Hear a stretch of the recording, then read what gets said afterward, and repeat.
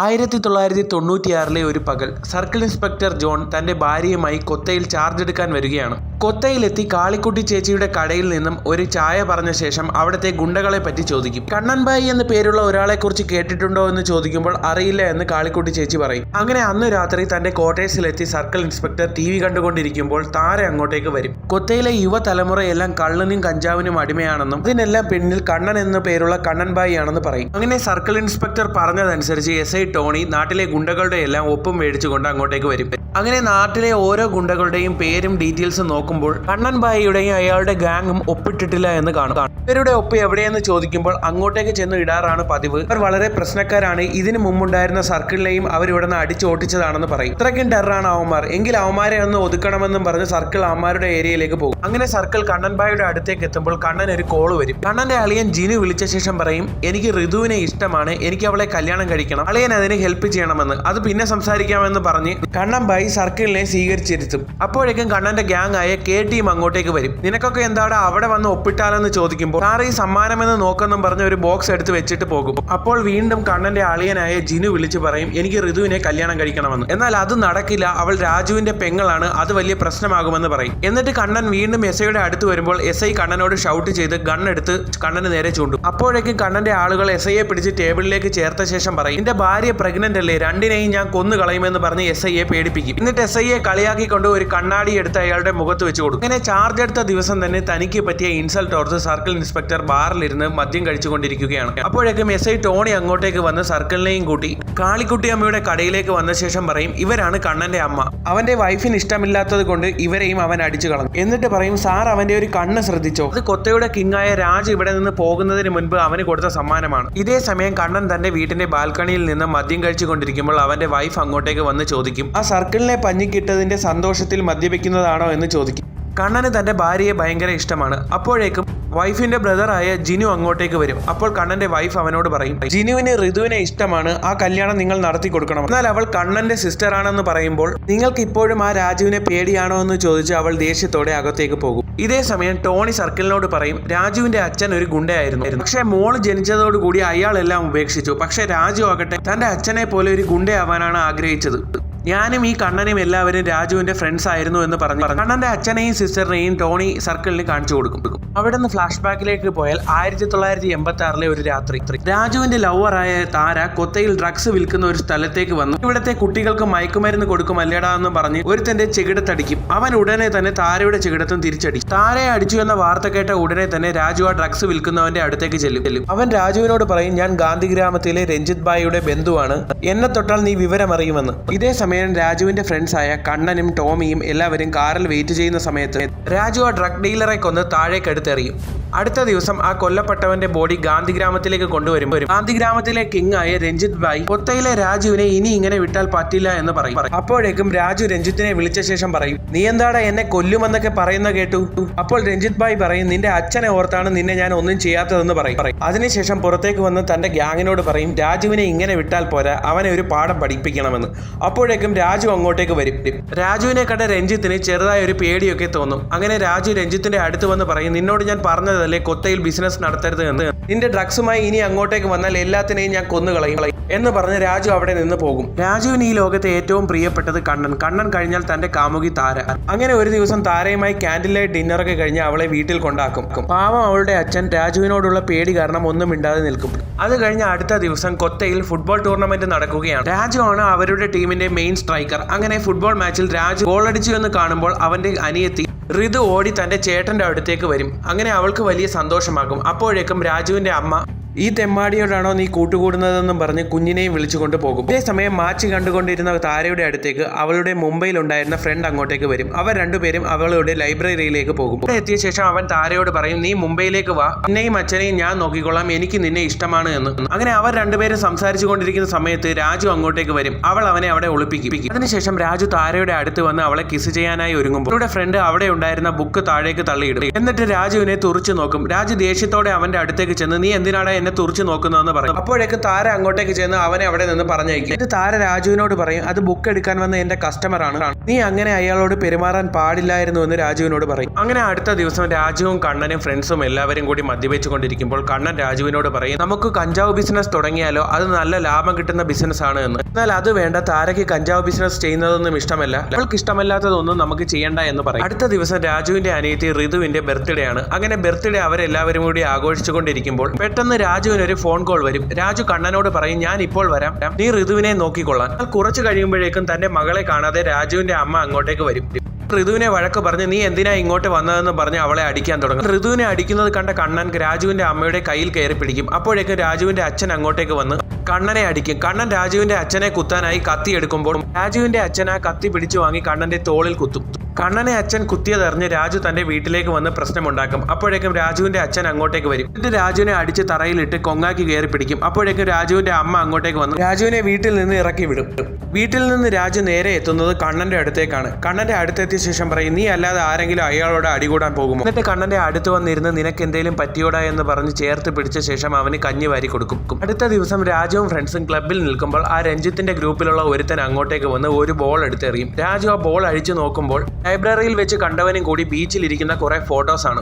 തന്നെ അവൾ ഇത്രയും കാലം പറഞ്ഞു പറ്റിക്കുകയായിരുന്നു എന്ന് മനസ്സിലാക്കിയ രാജു ഉടനെ തന്നെ തന്റെ വണ്ടിയും എടുത്ത് രഞ്ജിത്ത് അവളെ കെട്ടിയിട്ടിരിക്കുന്ന സ്ഥലത്തേക്ക് പോകും. അവിടെ എത്തുമ്പോൾ രഞ്ജിത്ത് രാജുവിനോട് പറയും, നീ ഇവൾക്ക് വേണ്ടിയല്ലേ കൊത്തയിൽ കഞ്ചാവ് ബിസിനസ് വേണ്ട എന്ന് പറഞ്ഞത്, എന്നിട്ട് ഇപ്പോൾ എന്തായി എന്ന് ചോദിക്കും. രഞ്ജിത്ത് ഒരു കഞ്ചാവ് കത്തിച്ച് അവളുടെ വായിലേക്ക് വെച്ചിട്ട് നീ ഇത് വലിക്കാൻ പറയും. ഇത് കണ്ട് ദേഷ്യം വന്ന രാജു രഞ്ജിത്തിനെ ചവിട്ടി വീഴ്ത്തും. അപ്പോഴേക്കും രഞ്ജിത്തിന്റെ ഗുണ്ടകൾ രാജുവിനെ അറ്റാക്ക് ചെയ്യാനായി വരും. രാജു എല്ലാത്തിനെയും വെട്ടി പീസ് ആക്കും. അവിടെ നിന്ന് രാജു താരയും കൊണ്ട് വീട്ടിലേക്ക് വരുമ്പോൾ താര രാജുവിനോട് പറയും, ഞാൻ എന്നോട് ഇഷ്ടമാണെന്ന് പറഞ്ഞപ്പോൾ മറുത്തു പറയാനുള്ള ധൈര്യം എനിക്ക് ഉണ്ടായിരുന്നില്ല എന്ന് പറയും. ദേഷ്യം വന്ന രാജു തെറി വിളിച്ച് അവളെ വണ്ടിയിൽ നിന്ന് ഇറങ്ങി പോകാൻ പറയും. എന്നാൽ അതിനുശേഷമുള്ള എല്ലാ ദിവസങ്ങളിലും താര തന്നെ ചതിച്ചു എന്നോർത്ത് രാജു ഫുൾ ടൈം മദ്യപിക്കാൻ തുടങ്ങി. എന്നാൽ രാജുവിന്റെ ഈ അവസ്ഥ മുതലാക്കിയ കണ്ണൻ രഞ്ജിത്ത് ഭായിയും അവന്റെ ഭാര്യയുടെയും അടുത്തെത്തി കൊത്തയിൽ കഞ്ചാവ് ബിസിനസ് തുടങ്ങാനുള്ള ഡീൽ ഉണ്ടാക്കി. അങ്ങനെ ഗാന്ധി ഗ്രാമത്തിൽ നിന്ന് കൊത്തയിലേക്ക് കഞ്ചാവും കൊണ്ടുവരുന്ന കണ്ണൻ രാജുവിന്റെ മുന്നിൽ പെടും. കണ്ണനെ കൊല്ലാനുള്ള ദേഷ്യമുണ്ടായിരുന്ന രാജു അവന്റെ കണ്ണിടിച്ച് പൊട്ടിക്കും. എന്നാൽ തന്റെ ഉറ്റ സുഹൃത്തും തന്റെ കാമുകിയും ചതിച്ചു എന്നറിഞ്ഞ രാജു ബോധമില്ലാതെ കുടിച്ചു കിടക്കുന്നത് കണ്ട അവന്റെ അമ്മ അങ്ങോട്ടേക്ക് വന്ന് അവനോട് പറയും, നീ കൊത്തയിൽ നിന്ന് പോകണം, നീ ഇവിടെ കിടന്ന് കുടിച്ച് നരകിക്കുന്നത് കണ്ടാൽ എന്റെ മോളുടെ ഭാവി കൂടിയാണ് ഇല്ലാതാകുന്നതെന്ന് പറയും. അങ്ങനെയാണ് രാജു കൊത്തയിൽ നിന്ന് പോകുന്നതെന്ന് ടോണി സർക്കിളിനോട് പറയും. എന്നാൽ രാജു പോയ ശേഷം കണ്ണൻ താരയുടെ അച്ഛനെ കൊല്ലുകയും അവരുടെ വീടിന്റെ അടുത്ത് ഡ്രഗ് അടിക്കുന്നവർക്ക് ഒരു സങ്കേതം ഉണ്ടാക്കി കൊടുക്കുകയും ചെയ്തു. ഇത് കേൾക്കുന്ന സർക്കിൾ ടോണിയോട് പറയും, അപ്പോൾ രാജുവിനെ കൊണ്ടുവന്നാൽ കണ്ണനെ ഒതുക്കാമല്ലോ എന്ന്. രാജു എവിടെയുണ്ട് എന്ന് ടോണിയോട് ചോദിക്കുമ്പോൾ യുപിയിൽ എവിടെയോ ഉണ്ട് എന്നാണ് ഞാൻ അറിഞ്ഞതെന്ന് പറയും. അങ്ങനെ രാജുവിനെ പറ്റി സർക്കിൾ യുപിയിൽ അന്വേഷിക്കുമ്പോൾ യുപി വിറപ്പിച്ച ഒരു കില്ലാടിയായിരുന്നു രാജു. മദ്രാസി രാജു എന്നാണ് അറിയപ്പെട്ടിരുന്നത്. എന്നാൽ ഇപ്പോൾ ക്രിമിനൽ ജോലിയെല്ലാം ഉപേക്ഷിച്ച് സെറ്റിൽഡ് ആയെന്ന് അറിയും. എന്നാൽ രാജു ഇപ്പോൾ ഉത്തർപ്രദേശിലെ ലക്നൌവിലാണ് ഉള്ളതെന്ന് മനസ്സിലാക്കിയ സർക്കിൾ നിന്റെ ഫാമിലി ഡേഞ്ചറിലാണെന്നും പറഞ്ഞ് രാജുവിനൊരു ഊമക്കത്തയക്കും. എന്നാൽ നാട്ടിൽ ജിനുവും രാജുവിന്റെ അനിയത്തി ഋതുവും കോഫി കഴിച്ചുകൊണ്ടിരിക്കുമ്പോഴേക്കും പോലീസ് അങ്ങോട്ടേക്ക് വന്ന് ജിനുവിന്റെ കയ്യിൽ നിന്നും കഞ്ചാവ് കണ്ടെത്തി അവനെ അവിടെ നിന്ന് അറസ്റ്റ് ചെയ്ത് കൊണ്ടുപോകും. എന്നാൽ വീട്ടിലെത്തിയ ഋതുവിന്റെ അടുത്തേക്ക് താര വന്ന ശേഷം ജിനു ഒരു ഫ്രോഡാണ്, അവൻ കഞ്ചാവ് അഡിക്റ്റ് ആണെന്ന് പറയും. അപ്പോഴേക്കും ജിനു ഋതുവിന്റെ വീട്ടിലെത്തി എനിക്ക് അവളോട് സംസാരിക്കണമെന്ന് പറഞ്ഞ് പ്രശ്നമുണ്ടാക്കും. എന്നാൽ ഋതുവിന്റെ അച്ഛൻ അവന് നല്ല ഇടി കൊടുത്ത് അവനെ അവിടെ നിന്ന് പറഞ്ഞയക്കും. എന്നാൽ തൊട്ടടുത്ത ദിവസം ഋതു ഷോപ്പിങ്ങിന് വരുമ്പോഴേക്കും ജിനു അങ്ങോട്ടേക്ക് വരും. എന്നിട്ട് അവളുടെ ശരീരത്തേക്ക് പെട്രോൾ ഒഴിച്ച് അവളെ കൊല്ലാനായി നോക്കും. ഇത് അവിടെ നിന്ന് ഓടി രക്ഷപ്പെട്ട് ടോണിയുടെ അടുത്തേക്ക് എത്തും. എന്നാൽ അപ്പോഴേക്കും വർഷങ്ങൾക്ക് ശേഷം തിരിച്ച് കൊത്തയിലേക്ക് വന്ന രാജു അവന്റെ കൊരവള്ളി പൊട്ടിച്ച് അത്രയും ആളുകളുടെ മുന്നിൽ വെച്ച് കൊല്ലും. അങ്ങനെ തന്റെ മരിച്ചു കിടക്കുന്ന അനിയനെ കാണാൻ വരുന്ന കണ്ണന്റെ ഭാര്യ കണ്ണനോട് പറയും, ആ രാജു ഇനി അടുത്ത പകൽ കാണരുതെന്ന് പറയും. രാജു ജിനുവിനെ പബ്ലിക്കായാണ് കൊന്നതെങ്കിലും രാജുവിനെതിരെ സാക്ഷി പറയാൻ കൊത്തയിൽ ആർക്കും തന്നെ ധൈര്യമുണ്ടായിരുന്നില്ല. രാജു ടോണിയുടെ അടുത്തെത്തി തന്റെ പഴയ ടീംസിനെ പറ്റി ചോദിക്കും. നീ പോയ ശേഷം അവരെല്ലാവരും ഇവിടെ നിന്ന് പോയി, പക്ഷെ നീ എന്തെങ്കിലും തിരിച്ചു വരുമെന്നും പറഞ്ഞ് ഹരി ഇവിടെ ഉണ്ടായിരുന്നു. പക്ഷെ മാർട്ടിൻ എന്ന പേരുള്ള ഒരു ഗുണ്ട അവനെ കൊന്നു കളഞ്ഞു. അവനാണ് ഇപ്പോൾ കണ്ണന്റെ കെ ടീമിലെ മെയിൻ നേതാവെന്ന് പറയും. അവിടെ നിന്ന് രാജു നേരെ പോകുന്നത് തന്റെ വീട്ടിലേക്കാണ്. രാജു വരുന്നത് കണ്ട് രാജുവിന്റെ അച്ഛൻ മൈൻഡ് ചെയ്യാതെ വീട്ടിനകത്തേക്ക് പോകും. എന്നാൽ രാജുവിനെ കണ്ട് ഋതു അടുത്തേക്ക് വന്ന് ജിനു എന്നെ കൊന്നുകളയും ചേട്ടാ എന്ന് പറയും. എന്നാൽ മോള് പേടിക്കേണ്ട, അവൻ ഇനി നിന്നെ ഒന്നും ചെയ്യാൻ പോകുന്നില്ല എന്ന് രാജു പറയും. അങ്ങനെ രാജു വീട്ടിൽ നിന്ന് പോകാൻ നേരം രാജുവിന്റെ അച്ഛൻ അങ്ങോട്ടേക്ക് വന്ന് നിന്റെ അമ്മ നിനക്ക് അവസാനമായി എഴുതിയ ലെറ്റർ ആണെന്നും പറഞ്ഞ് ഒരു കത്ത് രാജുവിന് കൊടുക്കും. അങ്ങനെ കൊത്തയിലെ ഒരു ബാറിലെത്തി രാജു തന്റെ അമ്മയുടെ കത്ത് വായിച്ചുകൊണ്ടിരിക്കുമ്പോൾ കണ്ണൻ ബായി അങ്ങോട്ടേക്ക് വരും. ഇപ്പോഴേക്കും രാജു ഒരു ഗ്ലാസ്സിൽ കുറച്ച് മദ്യം എടുത്ത് കണ്ണന്റെ അടുത്തേക്ക് നീട്ടിവെക്കും. എന്നാൽ കണ്ണൻ അത് വേണ്ട എന്ന് രാജുവിനോട് പറഞ്ഞ ശേഷം, നീ ഇവിടെ നിന്ന് പോകുമ്പോഴുള്ള കൊത്തയല്ല ഇത്. ഇപ്പോഴത്തെ കണ്ണൻ ബായിയുടെ റേഞ്ച് എന്താണെന്ന് നിനക്കറിയില്ല എന്ന് രാജുവിനോട് പറയും. അപ്പോഴേക്കും കണ്ണൻ ഒരു കോള് വരും. അത് UP-യിൽ നിന്നുള്ള കോളായിരുന്നു. രാജുവിനോട് ഉടക്കാൻ നിൽക്കേണ്ട, അവൻ നിങ്ങൾ ഉദ്ദേശിക്കുന്ന ആളല്ല. ഇവിടുത്തെ ബെഡ ഡോണുകളെക്കാട്ടും വലിയ ഡോണാണ് മദ്രാസി രാജു എന്ന് പറയും. എന്നാൽ രാജുവിനെ കൊല്ലാൻ ബാറിലെത്തിയ കണ്ണൻ ബായി അപ്പോഴേക്ക് രാജുവിന്റെ അടുത്തേക്ക് വന്ന്, ആ ജിനു എനിക്കും ഒരു തലവേദനയായിരുന്നു, നീ അവനെ കൊന്നത് നന്നായി എന്ന് പറയും. അപ്പോഴേക്കും രാജു ടീമിലെ മാർട്ടിനെ ചൂണ്ടിയ ശേഷം, നീ അല്ലേ ഹരിയെ കൊന്നത് എന്ന് ചോദിക്കും. കണ്ണൻ അപ്പോഴേക്കും, എങ്കിൽ ശരി രാജു, നമുക്ക് പിന്നെ കാണാമെന്ന് പറഞ്ഞ് അവിടെ നിന്ന് പോകും. രാജു അവിടെ നിന്ന് നേരെ കണ്ണന്റെ അമ്മയുടെ അടുത്തേക്ക് വരും. കണ്ണന്റെ അമ്മ രാജുവിനെ കണ്ട ഉടനെ വന്ന് കെട്ടിപ്പിടിക്കും. അതിനുശേഷം അവിടെ ഇരിക്കുന്ന പൂച്ചയെ കാണിച്ചിട്ട്, എനിക്കിപ്പോൾ കൂട്ടായിട്ട് ഇത് മാത്രമേ ഉള്ളൂ.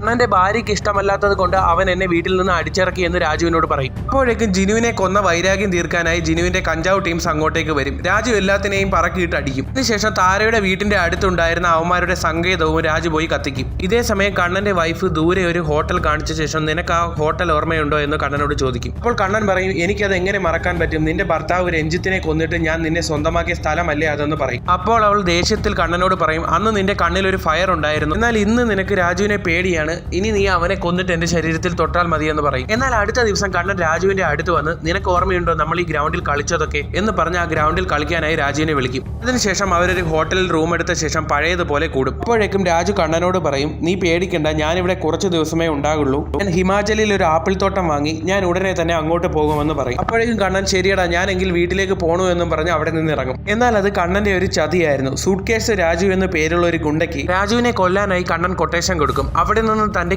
ടീമിന്റെ അടുത്തെത്തിയ കണ്ണനെ രാജുവിനെ കൊന്നു എന്ന മെസ്സേജ് വരും.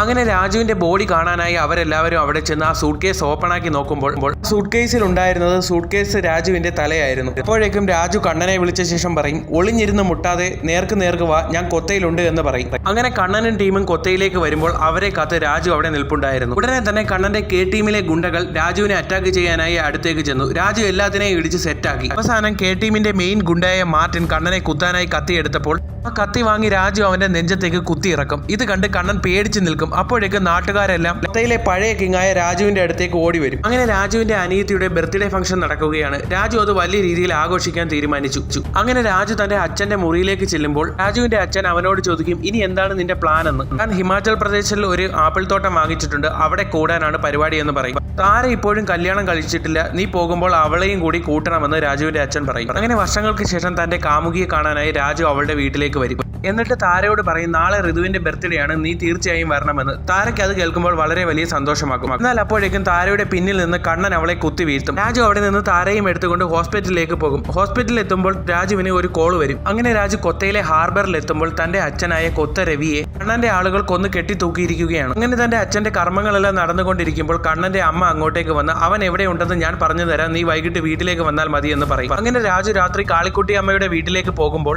കണ്ണൻ പിറകിൽ നിന്ന് രാജുവിന്റെ തല അടിച്ചു പൊളിക്കും. അതിനുശേഷം രാജുവിന് ബോധം വരുമ്പോൾ കണ്ണൻ രാജുവിനെ ഒരു സ്ഥലത്ത് കെട്ടിയിട്ടിരിക്കുകയാണ്. നിന്നെ ചതിക്കാൻ എന്റെ അമ്മയ്ക്ക് കഴിയില്ലായിരുന്നു, അവസാനം ഞാൻ അവരുടെ പൂച്ചയെ കൊല്ലുമെന്ന് പറഞ്ഞപ്പോഴാണ് അവരിതിന് സമ്മതിച്ചത്, നിന്നെയും എന്നെക്കാളും വലുത് തള്ളക്കി ആ പൂച്ചയാണെന്ന് ചിരിച്ചുകൊണ്ട് കണ്ണൻ രാജുവിനോട് പറയും. അപ്പോഴേക്കും കണ്ണന്റെ ഭാര്യ അങ്ങോട്ടേക്ക് വരുമ്പോൾ കണ്ണൻ രാജുവിനെ കത്തിക്കൊണ്ട് കുത്തും. രാജു അപ്പോൾ കണ്ണനോട് ചിരിച്ചുകൊണ്ട് പറയും, ഇത്രയും കാലം നീ എന്നോടൊപ്പം നടന്നിട്ട് ഒരാളെ കുത്തേണ്ടത് എങ്ങനെയെന്ന് പോലും അറിയില്ലേ എന്ന്. അപ്പോൾ കണ്ണന്റെ ഭാര്യ രാജുവിനോട് ചോദിക്കും, നിനക്ക് എന്നെ അറിയാമോടെ എന്ന്.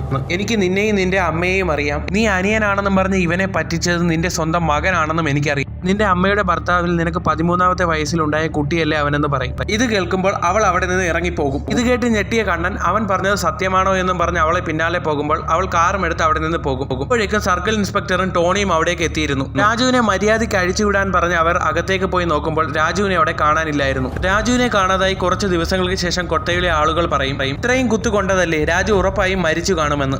അങ്ങനെ കൊത്ത വീണ്ടും കണ്ണന്റെ കയ്യിലാകും. അങ്ങനെ കണ്ണനും വൈഫും കൂടി മോർച്ചറിയിലുള്ള തന്റെ അനിയനെ കാണാനായി വരുമ്പോൾ മോർച്ചറി ഓപ്പൺ ആക്കി നോക്കുമ്പോഴാണ് അവിടെ തന്റെ അനിയന്റെ ബോഡി ഇല്ല, പകരം ടീമിലെ ഒരുത്തന്റെ ബോഡിയാണ് ഉള്ളതെന്ന് കാണുന്നത്. ഇതേ സമയം ആ ടീം ഗ്യാങ് ഉണ്ടായിരുന്ന സ്ഥലത്തേക്ക് എല്ലാവരും മരിച്ചുപോയി എന്ന് കരുതിയ രാജു അങ്ങോട്ടേക്ക് വന്ന് എല്ലാവരെയും കൊല്ലും. അതിനുശേഷം അവരുടെ ബോഡി കൊത്തയിൽ കെട്ടിത്തൂക്കും. അങ്ങനെ തന്റെ ടീമിലെ ഒരുത്തൻ ഒഴിച്ചു ബാക്കി എല്ലാവരെയും രാജു കൊല്ലും. ബാക്കിയുണ്ടായിരുന്ന ഒരുത്തനെ രാജു വിളിച്ച ശേഷം, കണ്ണനോട് പറ, നമുക്കിന്ന് രാത്രി കാണാമെന്ന്. ഇങ്ങനെ രാജുവിനെയും കാത്ത് കണ്ണൻ തന്റെ സങ്കേതത്തിൽ ഇരിക്കുമ്പോഴേക്കും രാജു അങ്ങോട്ടേക്ക് വരും. രാജുവിനെ കണ്ട ഉടനെ തന്നെ കെ ടീമിലെ ബാക്കി ഉണ്ടായിരുന്നവൻ രാജുവിന്റെ അടുത്തേക്ക് പോകും. രാജു അപ്പോൾ കണ്ണനോട് പറയും, നിനക്ക് ഇപ്പോൾ മനസ്സിലാവുന്നുണ്ടോ കൂടെ ഉണ്ടാവുന്നവൻ ചതിക്കുമ്പോഴുള്ള ഫീൽ എന്ന്. എന്നാൽ ഇവൻ ചതിക്കുമെന്ന് എനിക്ക് നേരത്തെ തന്നെ തോന്നിയിരുന്നു, അതുകൊണ്ട് ആരും അറിയാതെ ഞാൻ പുതിയൊരു കെ ടീമിനെ ഫോം ചെയ്തു എന്ന് പറയും. അപ്പോൾ രാജുവിന് നേരെ അറ്റാക്ക് ചെയ്യാനായി വരുമ്പോൾ തന്റെ കയ്യിലുണ്ടായിരുന്ന ഗണ്ണെടുത്ത് രാജു ഓരോരുത്തനായി വെടിവെച്ച് കൊല്ലും. ബാക്കിയുണ്ടായിരുന്ന ഓരോരുത്തനെയും രാജു വെട്ടിക്കൊന്ന ശേഷം കണ്ണന്റെ അടുത്തേക്ക് ചെന്ന് കണ്ണനെ തൂക്കിയെടുത്ത് തറയിലേക്ക് അടിക്കും.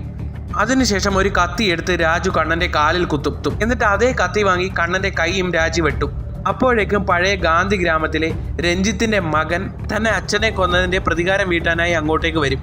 രാജുവിനെ അന്ന് കണ്ണൻ കെട്ടിയിട്ടിരുന്ന സ്ഥലത്തു നിന്ന് രക്ഷിച്ചത് ഇവരായിരുന്നു. അപ്പോൾ കണ്ണൻ രാജുവിനോട് പറയും, നീ തന്നെ എന്നെ കൊന്നിട്ട് പോകാം, എന്നാൽ എനിക്ക് ഈ ലോകത്തെ ഏറ്റവും ഇഷ്ടം നിന്നെയാണ്, അതുകൊണ്ട് ഞാൻ ഒരിക്കലും അത് ചെയ്യില്ല എന്ന് പറയും. അപ്പോഴേക്കും രഞ്ജിത് ഭായിയുടെ മകൻ കണ്ണനെ വെടിവെച്ച് കൊല്ലും. അതിനുശേഷം ആ കെ ടീമിലെ ബാക്കി ഉണ്ടായിരുന്നവൻ കൊത്ത ഇനി എനിക്കല്ലേ ബായി എന്ന് ചോദിക്കുമ്പോൾ കൊത്തയ്ക്ക് ഇനി ഒരു അവകാശം മതി എന്ന് പറഞ്ഞ് രാജു അവനെ വെടിവെച്ച് കൊല്ലും. അങ്ങനെ കൊത്തയിൽ നിന്ന് എന്നേക്കുമായി പോയ രാജു താരയെയും തന്റെ അനിയത്തിയെയും കൂട്ടി താൻ വാങ്ങിയ ആപ്പിൾ തോട്ടത്തിൽ സുഖമായി ജീവിച്ചുകൊണ്ടിരിക്കും. എന്നാൽ യുപിയിലെ രാജുവിന്റെ ശത്രുക്കളുമായി കൂടിയ കണ്ണന്റെ ഭാര്യ രാജുവിനെ വിളിച്ച് നിന്നെ കൊല്ലുമെന്ന് പറയും. അതിന് നീ ഇനി ബാക്കി ഉണ്ടാവണ്ടേ എന്ന് രാജു ചോദിക്കുന്ന സീനോട് കൂടി ഈ സിനിമയുടെ അവസാനിക്കുകയായി. കഥ ഇഷ്ടമായെങ്കിൽ ചാനൽ സബ്സ്ക്രൈബ് ചെയ്യുന്ന കാര്യം കൂടി ഒന്ന് പരിഗണിക്കുക.